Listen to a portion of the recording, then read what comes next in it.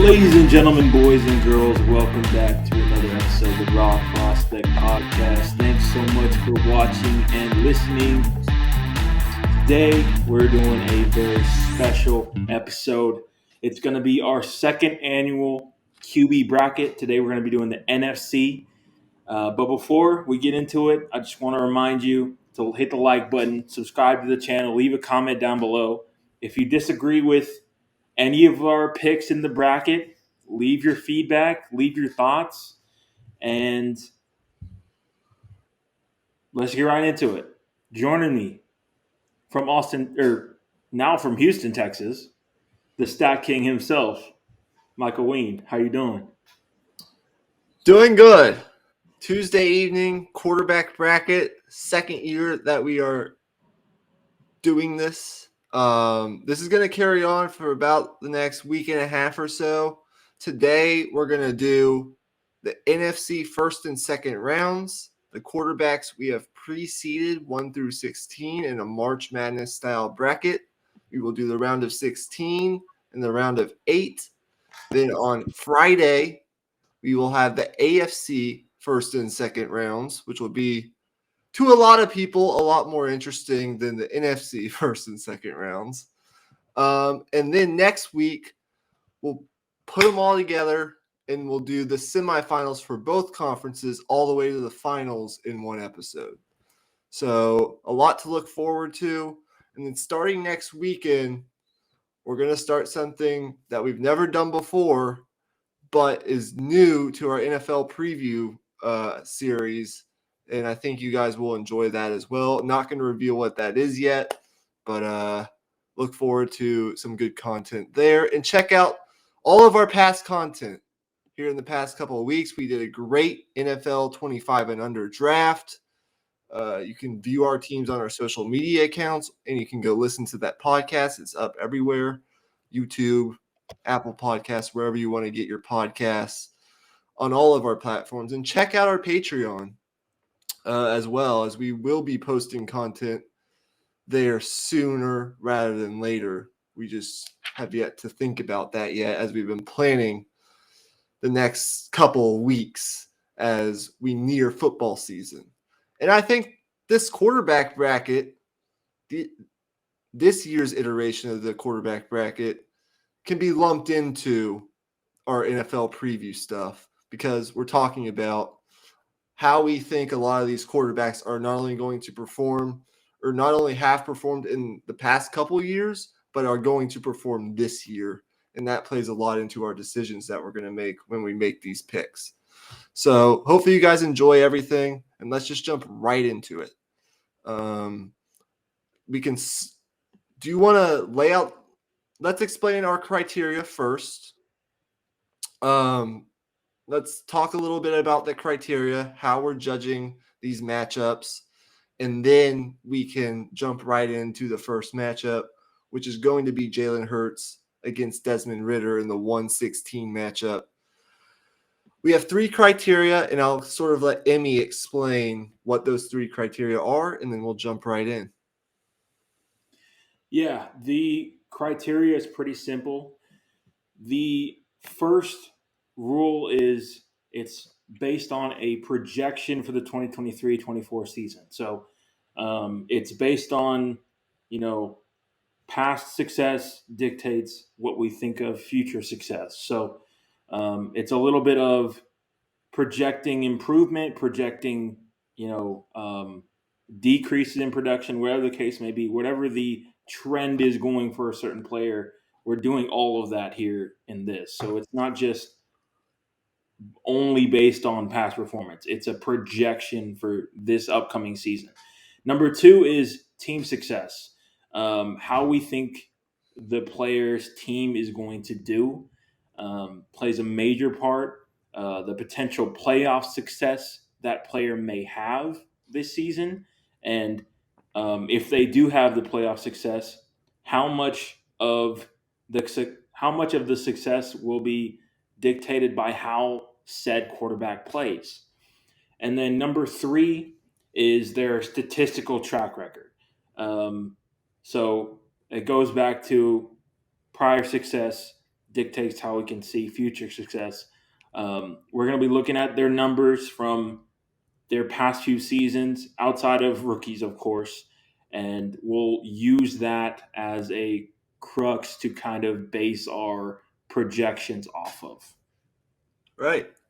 Nothing really I can add there. The only thing I will say is for some quarterbacks, maybe more than others, how we think they will perform and how much team success not only they had last year, but that we think they're going to have this year because of their performance may give you guys a little bit of an insight into how we view that overall team success, or a little sneak peek into how we view those particular teams going into this season. We're not going to make any predictions as it pertains to team success right now because training camp hasn't even started yet, although rookies are reporting this week.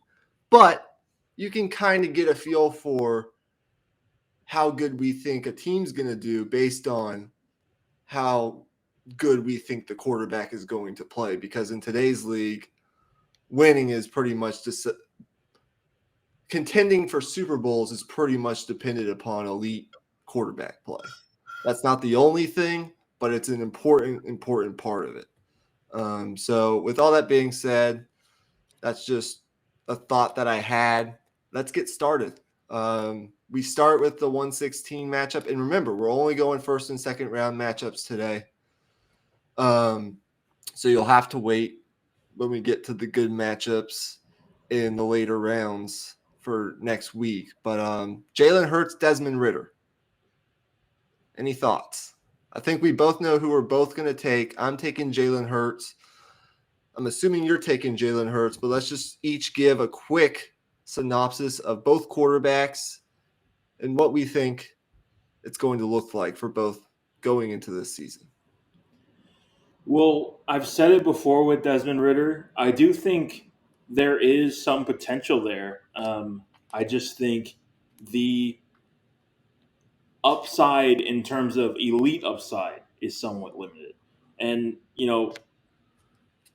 it's difficult to project with certain quarterbacks, but I think in terms of pocket presence and playmaking ability, like we see from these elite quarterbacks, I don't know if we're going to be seeing that from Desmond Ritter. So I see Desmond Ritter as in the best way possible, a game manager type of quarterback, and I think at his very best, his ceiling could be somewhere in the Kirk Cousins, Alex Smith type of realm. And if he gets anywhere near that this season, he'll shatter this 16 seed ranking.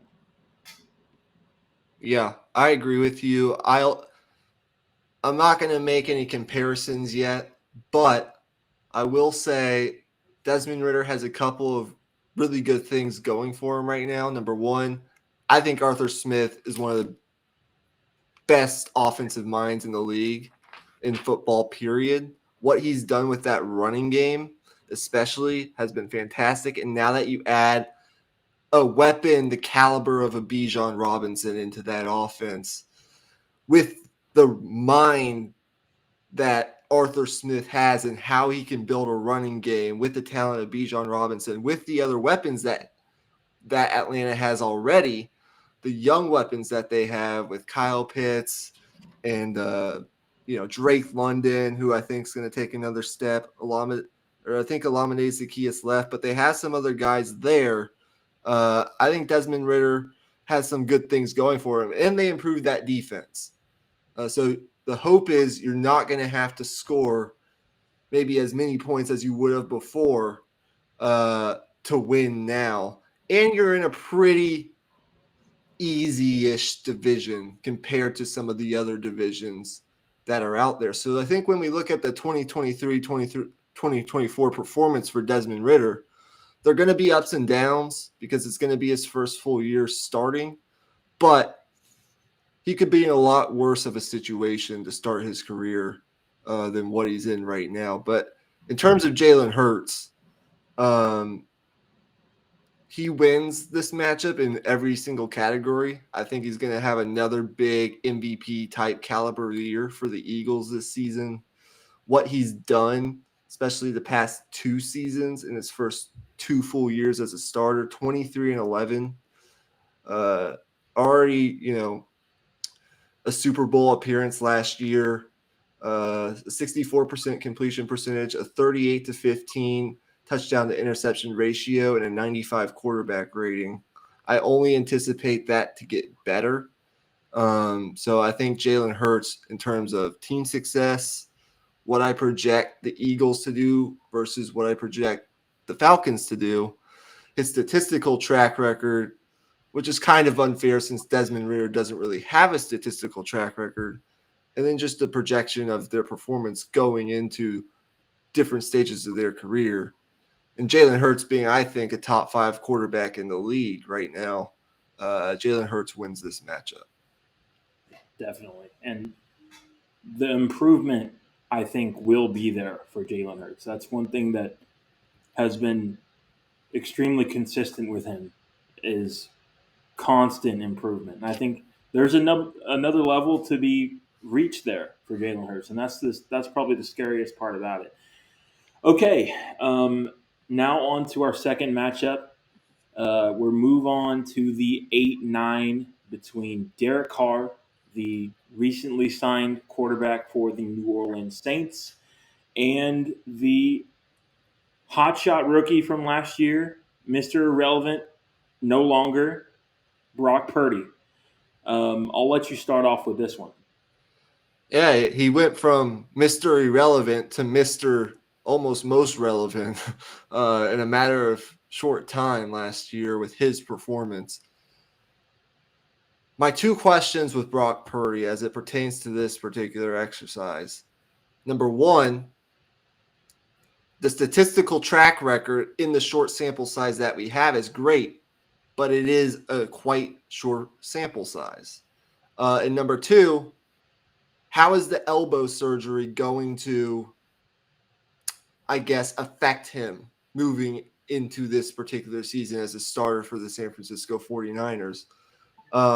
Small sample size and the injury are question marks. But I think I got to take, based on what I project each quarterback to do this upcoming season with the weapons that they have and their surroundings, the team success I project each to have, and the success that Brock Purdy had this past season, already surpassing Derek Carr in career playoff victories, I'm gonna take a little bit maybe of a surprise to some people because I am one of the bigger Derek Carr fans I think you can find, but I'm gonna take Brock Purdy. I'm a little pessimistic on the elbow injury. Some people are higher on the Saints than me in particular, but I just think with all the weapons around him and what he did in that time period where he started 5 games, he won all 5 of them, and he went on to win, I believe it was 2 playoff games, then he got hurt. I think Brock Purdy's going to have another superb year. I think he's one of those guys, comes from, a little bit, he was under-recruited coming out of high school, goes to Iowa State, and I think, and this is sort of a generalization, I guess you could say, but I think when you look at today's NFL, the guys who go to the colleges that don't have the most amount of high level talent, those super blue chip loaded rosters with the 5 stars and the high 4 stars, these programs that require more of their quarterbacks, I think it builds a level of confidence and football IQ and everything, football character within these quarterbacks that come from those schools that well prepares them for the National Football League. My biggest question is really the injury, but based on what I saw last season, Brock Purdy, I think, is going to have continued success going into next year with a great roster around him. And I think Derek Carr is going to have a good year. I just don't know if or projecting 2023 performance, I'm not sure I can definitively say that Derek Carr is going to have a better season with a new coach and a new coordinator and a new offense and some uncertainty around the weapons in New Orleans than I can say, what Brock Purdy's going to do. So it might be a little bit of a surprise to some people, but I'm interested to hear what you have to say, because this to me was the toughest first round matchup to um, pick a winner.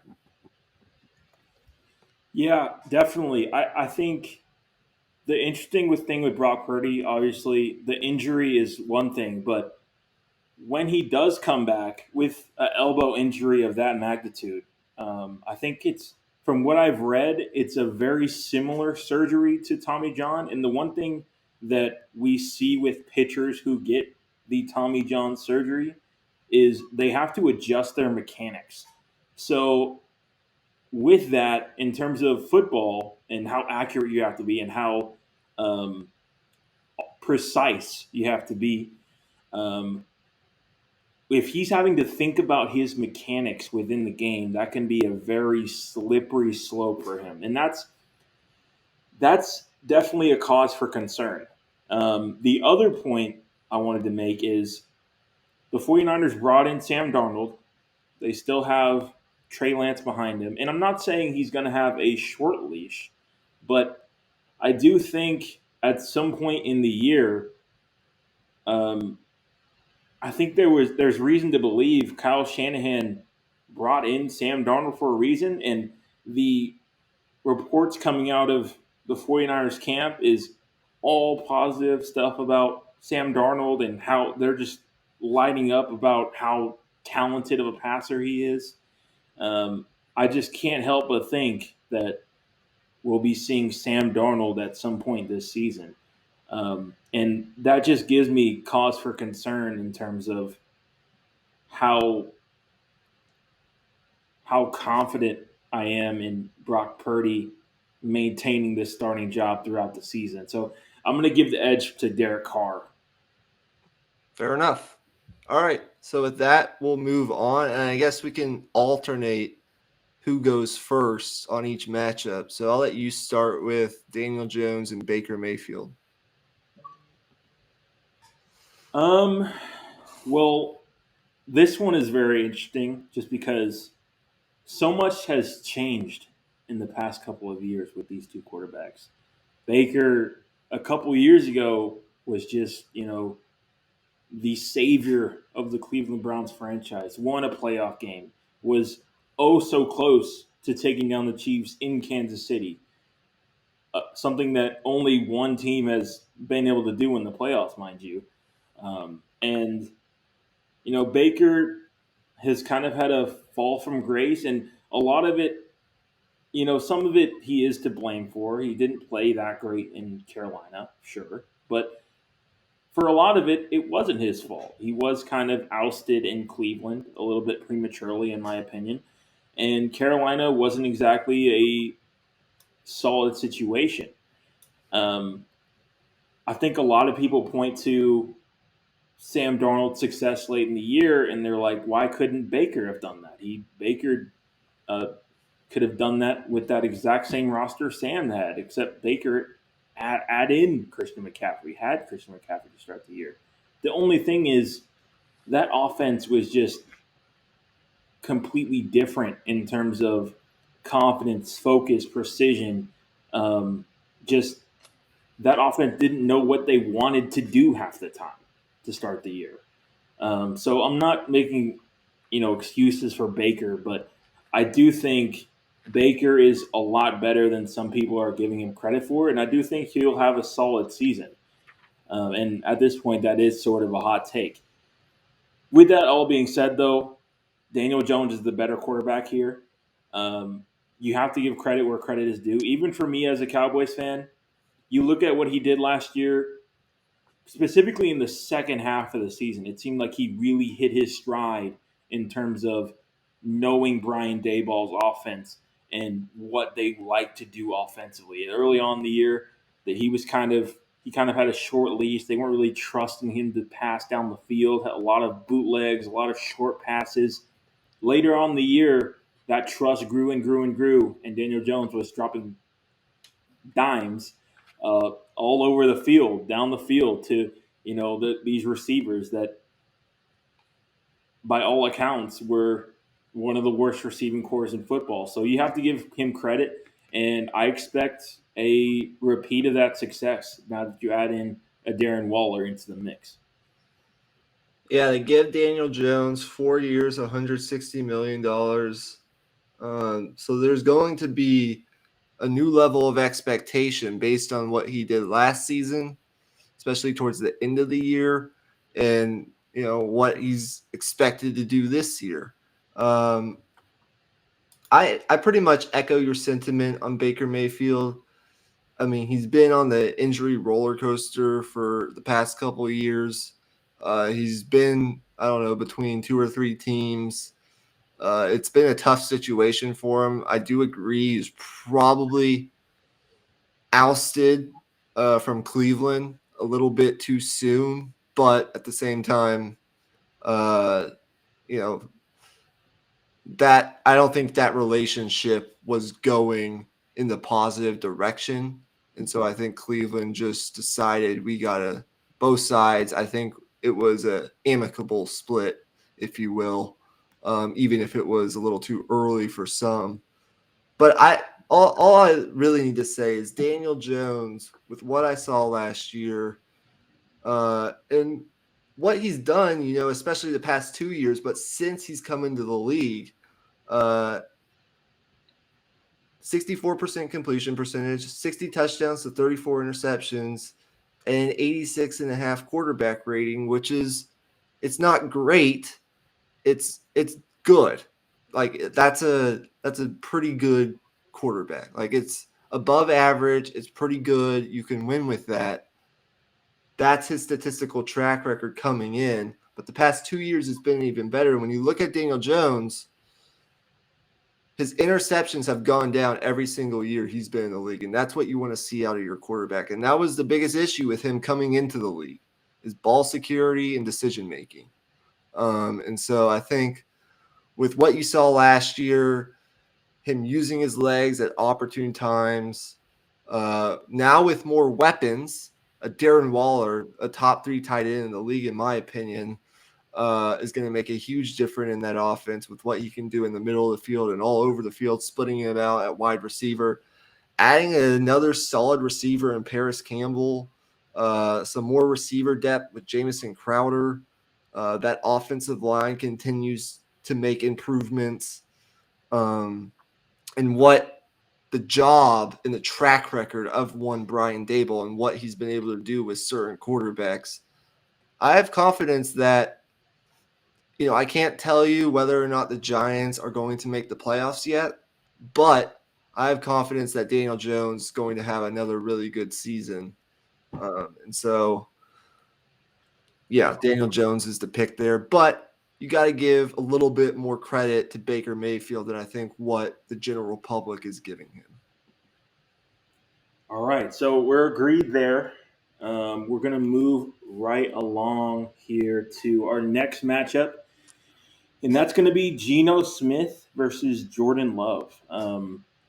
Pretty interesting matchup here. I'll start this one off. I think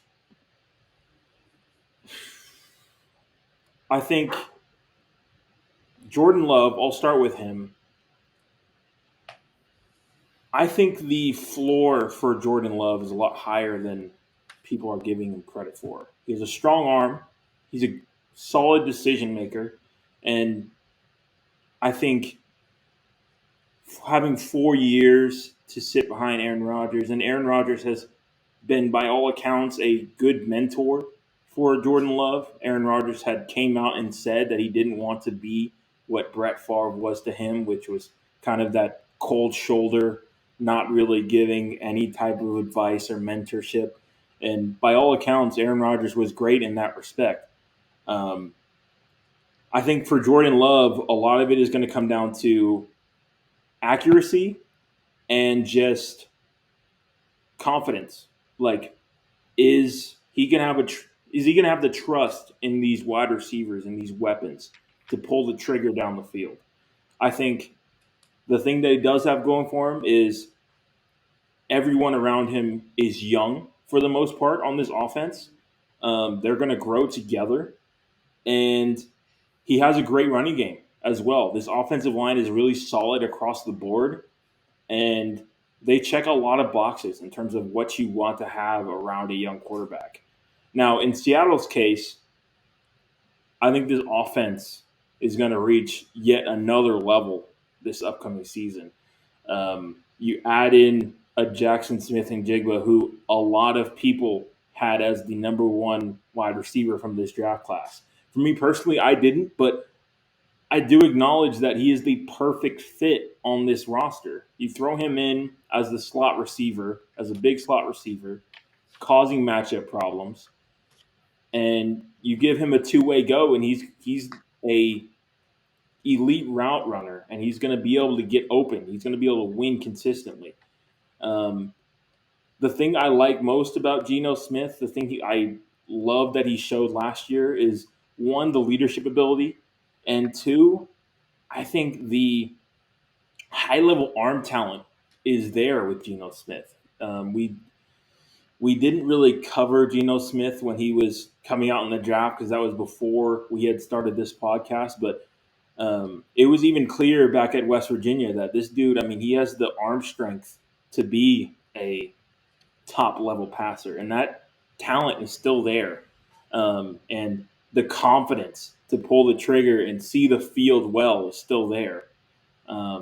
So, no questions asked. You got to go with Geno Smith. I think the jury is still out on Jordan Love. I think for me personally, I'm probably higher on him than a lot of people are. I think he's going to have a solid year, but Geno Smith has a chance to fight for this division. So that's where I'm going to give the edge. Yeah, when you take into consideration all three factors or criteria that we're taking into consideration for this exercise, I'm giving the edge to Geno Smith as well. And really, when it comes down to it, the physical ability of these particular quarterbacks doesn't really actually factor into the decisions that we're making, but it does factor into how much success we think these quarterbacks can have, and it does play a part. And you're right. When Geno Smith came out of West Virginia, there was a reason he was a first-round pick.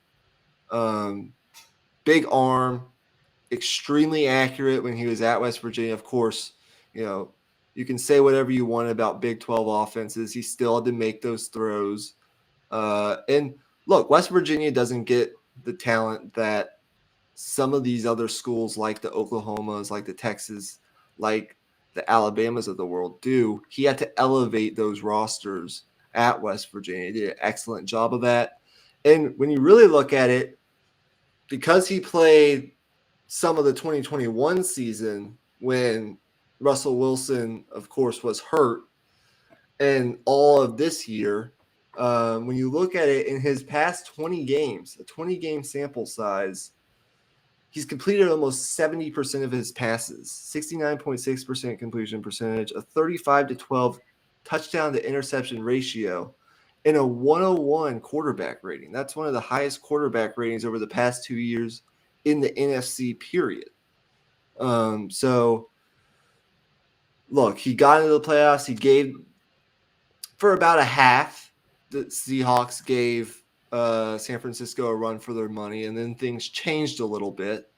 But now that I think he's got some of those playoff scars, and now that the Seattle roster is about as well-rounded of a roster that you can find in today's National Football League, with the exception of probably a couple teams with the young talent that they've drafted over the past two drafts, with the offensive talent they've surrounded Geno with a couple really good running backs. Kenneth Walker could be a star here in a couple years, or maybe even this year. DK Metcalf, Tyler Lockett never seems to age.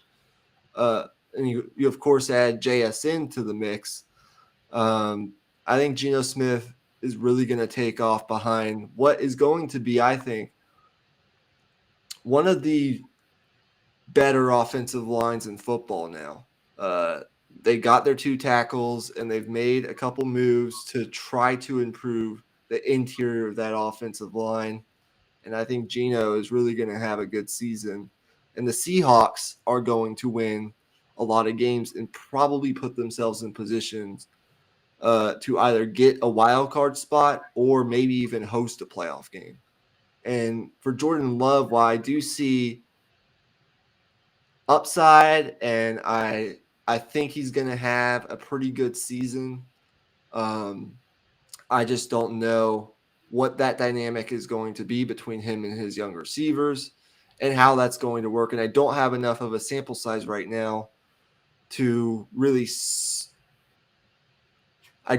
if I had a 20-game sample size like I do with Geno Smith with Jordan Love, it might be a different story because I think he's got the physical tools and probably has more physical. He has more, in my opinion,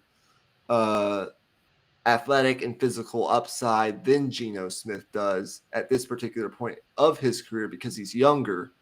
If I had that, it might be a different story, but there are proven commodities in Seattle.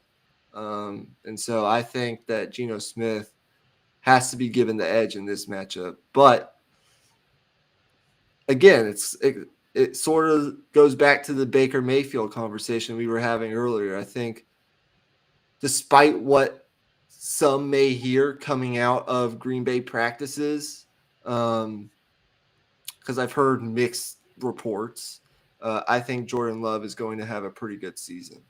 And he's one of the quarterbacks that I'm more intrigued to watch this season. So I'll leave it at that. We don't need to speak too long on that.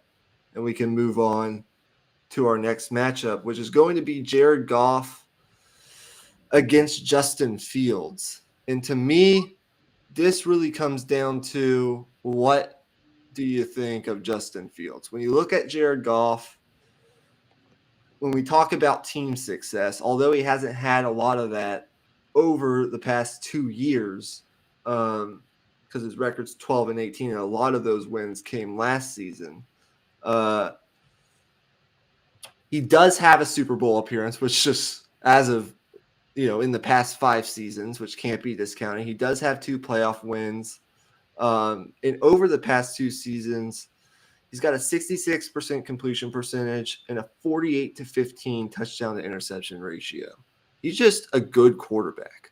Like when you surround him with, now of course he needs a little more help than some of these more athletic elite quarterbacks that we think of, but Jared Goff is a damn good quarterback when you look at it. A 95.8 quarterback rating over the past 2 seasons. And he's got a Super Bowl appearance under his belt, which not many other of these, I think maybe 2 of these NFC quarterbacks can say that they have right now. And those would be Stafford and Hurts.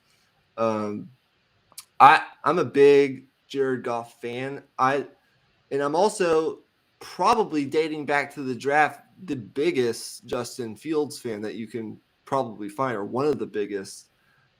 He showed improvement towards the end of last season, but when we take into account team success, playoff success, which is important, his statistical track record, which isn't terrible, but it's not great, and what I project each quarterback to do this upcoming season, I'm going to give the edge to Jared Goff. I think the Lions most likely are going to be a playoff team.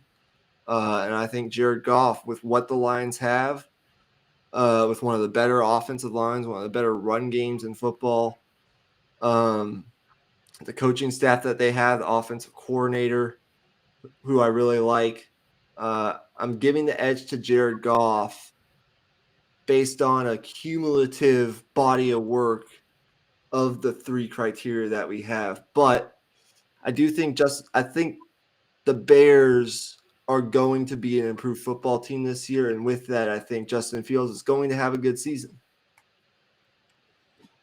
Yeah, I think this matchup is super interesting, but to me, I don't know if it's all that close. Obviously, if you ask me, can you build an elite offense around Justin Fields? I think the answer is unquestionably yes. But you have to take into account his shortcomings at the moment as a passer. Um, you watched the film last year, and it's a lot of him kind of second guessing himself, kind of hesitating, throwing the ball kind of late. And he does have a great arm in terms of velocity and deep ball strength, but it doesn't seem like he's able to just uncork it because he doesn't know where it's going. Like his mechanics are a little bit wonky, and it seems like he doesn't have the utmost confidence in his ability to throw the football. And, you know, say what you want about Jared Goff, but he's 28 years old. He's in the prime of his career. And with what he was able to do last year, I mean, you could argue he was right up there with all of the most accurate guys in the NFL. There's some times where he lacks as a decision maker and his ability to stand in the pocket and take a hit. You can question some of those things, but for Jared Goff, I think you put a great offensive line around him, you give him a couple good receivers, and you've got yourself a good offense. Just roll the ball out, and he's going to ball out. And if you ask me today, if you stuck Jared Goff and Justin Fields in a draft as they are right now, even with age taken into account, I would still probably lean Jared Goff. And I know that's a hot take, and I'm not hating on Justin Fields at all. His running ability is absolutely fantastic. I just value the quarterback play and experience of a Jared Goff just that little bit more. Right, and think about what he's going to have around him. Uh, Lions, I think, have developed one of the premier offensive lines in football. And when you're projecting quarterback success, offensive lines, in some ways, have a big part to do with that. He's going to have a great running game. I know they lost Jamal Williams, but they did draft the guy from Bama early on in the draft. I think he's really talented. They have the offensive line to block for him. They added Marvin Jones Jr.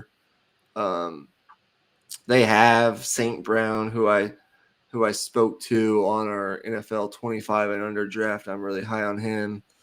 I think he's going to continue to put up these type of numbers, which are, I mean, when you look at the landscape of the NFC, there aren't too many quarterbacks that are putting up the numbers, the sheer numbers and production that Jared Goff has been putting up the past couple of years. And I expect that to continue. So with that all being said, our next matchup is going to be Dak Prescott and Sam Howell, and I'll let you start us off. Okay. Dak Prescott, man. If you're new here, I am a Cowboys fan, and I've been kind of, as most Cowboys fans are, flip floppy on how I feel about Dak Prescott. To put it simply, um, I I think I stick Dak Prescott kind of in the range of um, maybe a step below Jared Goff currently.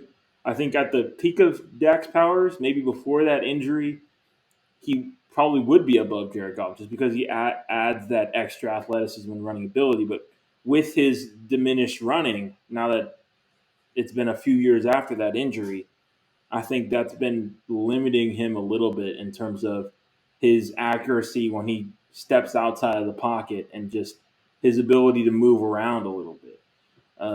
And that does affect just playmaking ability. And when you got to have it, it's a third and long.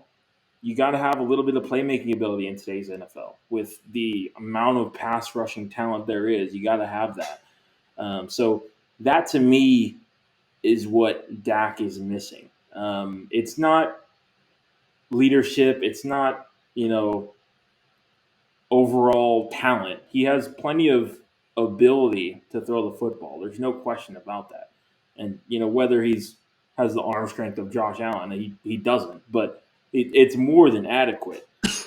It's just there's levels to it, and he's just a step below those top tier guys. And I would say he's somewhere in the middle of that mid tier of, I'd say Kirk Cousins is the bar is at the top of, and then probably Jared Goff, and then he's somewhere in the middle of that. Sam Howell, on the other hand, showed some good things at the end of last year. I think there's reason to believe he'll uh, prove himself in the NFL to be a solid starter. But until he does that, I can't put him above Dak Prescott. Say I'm a homer, say what you want to say. I can't do that.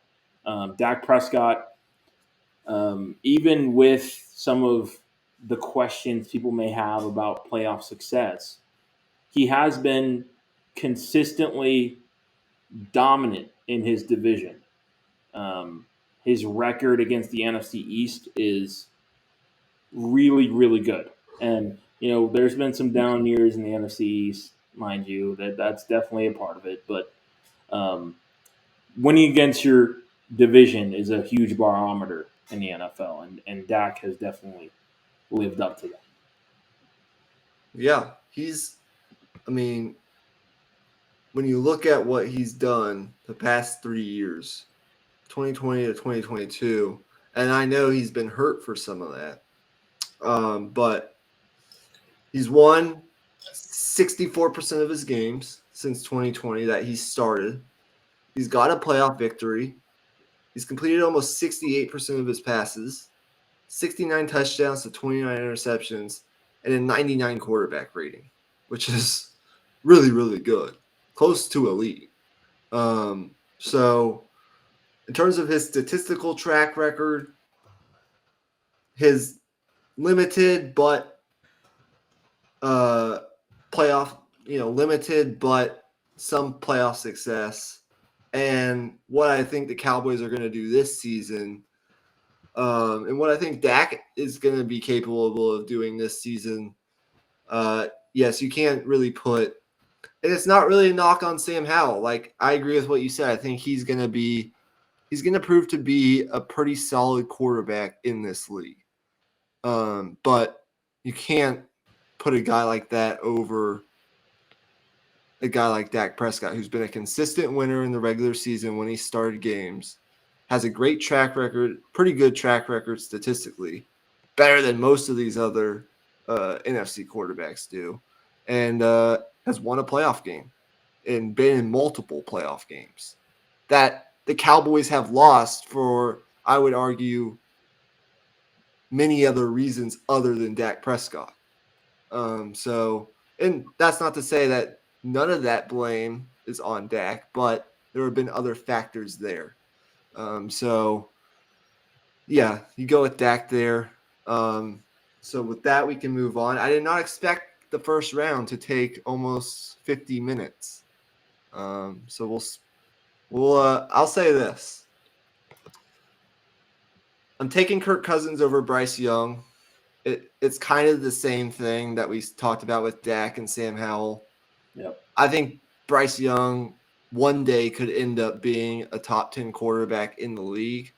I know there are concerns about his size, but I think with what the Panthers are building and the skills and the skill set that Bryce Young has and the football IQ that he has and the character that he's built coming out of Alabama, as long as he stays healthy, I think he has that potential to be a top third of the league quarterback at the very least. But right now, you can't put him above Kirk Cousins, who's produced year after year after year and has a playoff win under his belt. That's really all you need to say with Kirk Cousins. I'll give you some numbers because I am the stat king, or at least that's what they say. 46-33-1 since 2018, the current iteration of Kirk Cousins with the Minnesota Vikings. He's won 57 and almost 58% of his games in the regular season. He has a playoff win. He's completed almost 68% of his passes, just like Dak. He's got a 3-to-1 touchdown to interception ratio with 153 touchdowns to 50 interceptions. And he's got a 101 quarterback rating.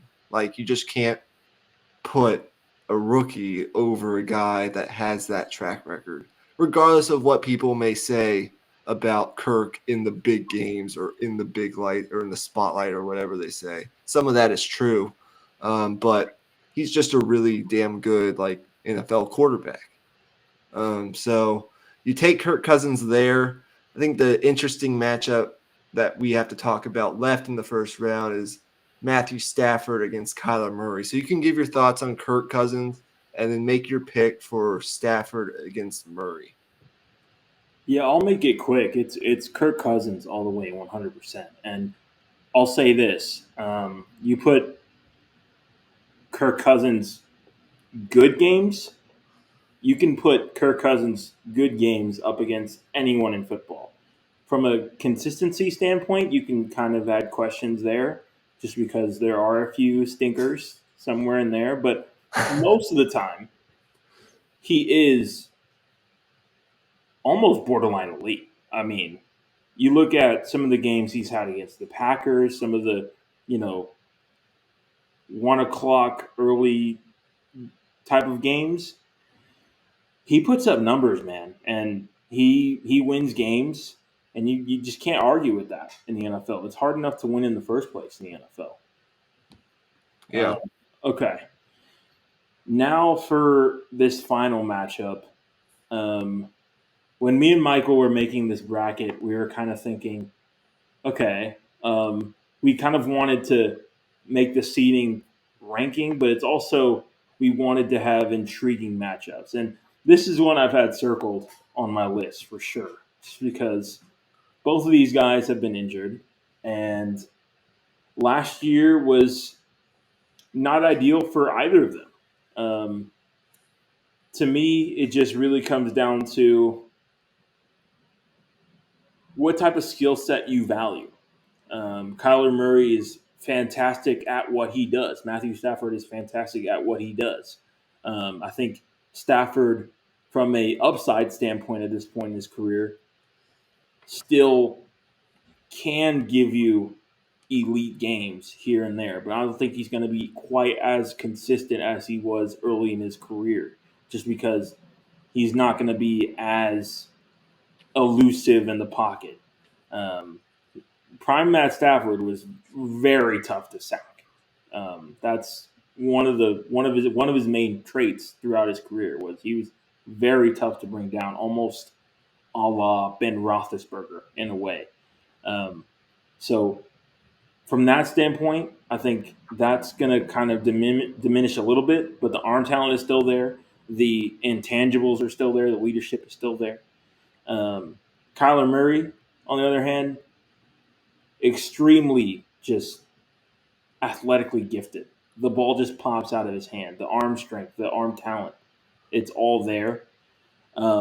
There's some questions about his ability to throw down the middle of the field just because of his size and his ability to see over the defense. I do think that those concerns are a little bit overblown. When he's been at his best, he has been able to throw down the middle of the field, and it hasn't been a problem. Um, Now I just got to make a pick. I think at the end of the day, I got to go with upside. I think Kyler Murray's younger. I think his best days are ahead of him. And a lot of people may not agree with it, but I still think he may come around. He may come back this year around week 5, week 6, and still, you know, be good enough to keep the Cardinals out of top 3 pick territory. At the end of the day, he's that type of talent. Yeah, this is the one. In addition to the Brock Purdy, Derek Carr matchup, and maybe one other that I've been sort of going back and forth on. as I've been prepping for this episode and thinking about these matchups, because we seeded these matchups a couple weeks back when we were planning out our podcast for the month of July. And look, you're right. You put it the correct way when you said it's what you value. And now that I'm thinking about it, because my only question with Kyler really is when is he going to actually come back from the injury? I don't really have any. He's one of the highest rated quarterback recruits to ever come out of the state of Texas. And in fact, I think he's the highest rated quarterback recruit to ever come out of the state of Texas. He's in the top 3. Let's just put it that way. I'm not sure if Ewers or some of these other guys were higher, but he's in that echelon of like guys that come out of Texas, highly rated out of high school, really successful in college, and he's still really young. And when you really look at it, he had that one stinker in the playoff game, but I'm really not going to count that against them all that much. The one area Stafford does have him is that one Super Bowl run that he had where they won the Super Bowl. That's really the only leg up right now that I see with Matthew Stafford over Kyler Murray. Murray's got more physical talent, or more physical upside, more athleticism, the ability to run, the ability to elevate what I think is I'll put it nicely, a subpar football roster. I think if he comes back a third of the way through the season, which would put you around that week 5, week 6-ish range now that we have the 17-week season, the Cardinals could win some games. They could be, when you look at these two teams and the amount of success that each quarterback could lead their teams to, I don't think we view either of these teams as really significantly better than the other. I mean, I really don't. So I think there are a lot of questions for the Rams as well as the Cardinals. But I'm with you on this one. We disagreed a little bit on the Purdy against Carr situation, although that's a little bit different than this particular one. But when you look at Kyler Murray, he's got a better completion percentage than Matthew Stafford since 2019, since Kyler Murray came into the league. He doesn't have as many touchdowns, but they're the same in interceptions. And they both have a 90-plus quarterback rating. Stafford's is higher because a lot of the time he's had the better team, the better coach. But, I mean, Murray's right there with him. So an 84 to 41 touchdown to interception ratio, a 93 quarterback rating, 67% completion percentage. And I think coming off this injury, entering like his physical prime, I project good things for Kyler Murray, the individual. Where we see the Arizona Cardinals going in 2023, I'm not sure that will be anywhere special, but we've been wrong before. There have been surprise teams before. So we will see, but I do agree. Although I love Stafford, I give Murray the edge based on the things I spoke to. Now that we're done with the first round, and it took us a lot longer than I thought, we can do one of two things. Since we've really already spoken to what these quarterbacks are and how we view them, we can run quickly through our picks for the second round without much explanation as to why we are picking one quarterback over the other. Or we can reassess and save better, more in-depth explanation for our next episode, and do that sort of thing. What do you want to do? I just don't want to shortchange the people on any explanations that we may have for these better matchups as we get further into the bracket. But it's totally up to you. Well, I think if we were to do one side quickly, it would be the NFC side. And I think for the NFC in particular, the good matchups are going to be in the semifinals and not in the second round. So Okay. I think we might as well just run through this second round here real quickly. Okay, let's do it then. For me, I had Jalen Hurts against Brock Purdy, and I'm going to take Jalen Hurts. I had Jalen Hurts against Derek Carr. I'm going to take Jalen Hurts as well. Okay. Going to improve again this year. Yeah. Okay. Daniel Jones versus Geno Smith for both of us. I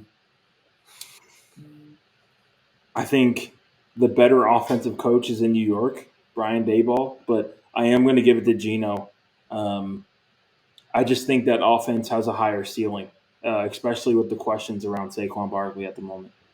Yeah, there are questions around Saquon Barkley, even though they added Darren Waller at the tight end position. You look at what Seattle has. They have depth at running back. They have depth at receiver. They have more proven commodities at receiver than New York has. They have two really, really good tackles. They've improved the interior of their offensive line, or at least made the effort to do so. And I just like Geno's situation a little bit more than I do Daniel Jones' situation. But I think Daniel Jones is going to have a really good season and continue to improve. I'm giving the edge to Geno Smith. All right. Next up, Jared Goff versus Dak Prescott. I'm going to give the edge to Jared Goff. With the offensive coaching situation in Dallas at the moment, I think Mike McCarthy will be calling the plays next year.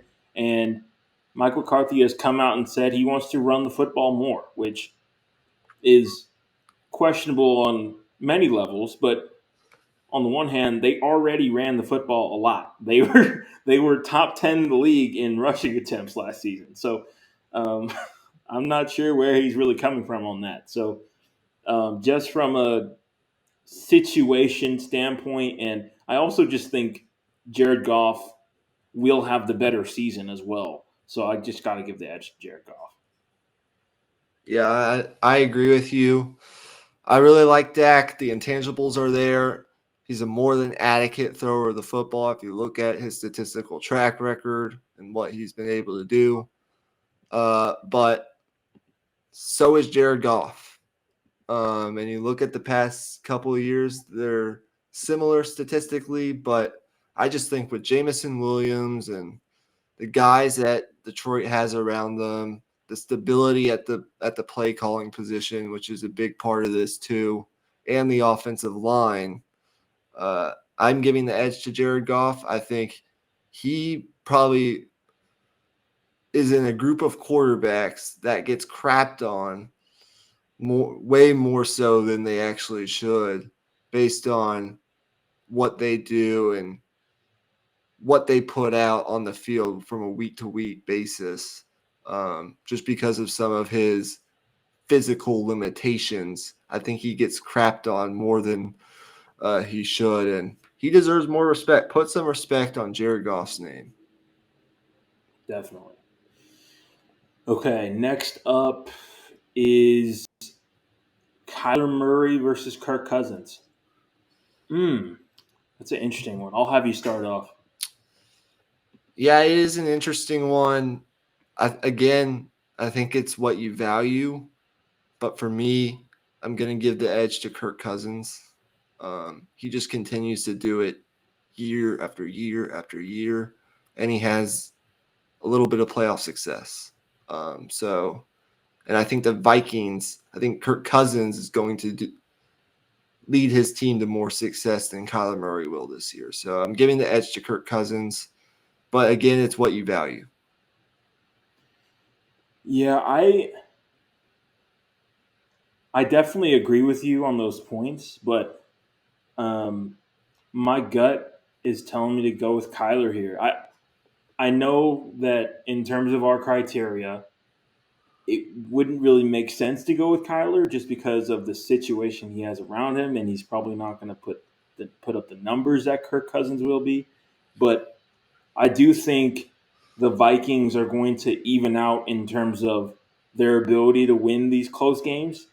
So I think from that standpoint, I still think I would give Kyler Murray the edge just because I look at him as a quarterback. I think he has the higher upside.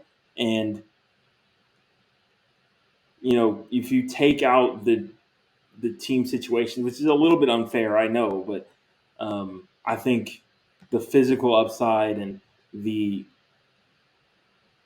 just all of that talent he has is just a little bit hard to deny there. Sure thing. So with that concludes our this episode, and I'm glad we actually got that done in about an hour, despite the first round taking 90% of that. Yeah. So a lot of great conversation. We had two minor disagreements throughout the episode, but you can for sure see both sides. I think it just depends on what you are valuing.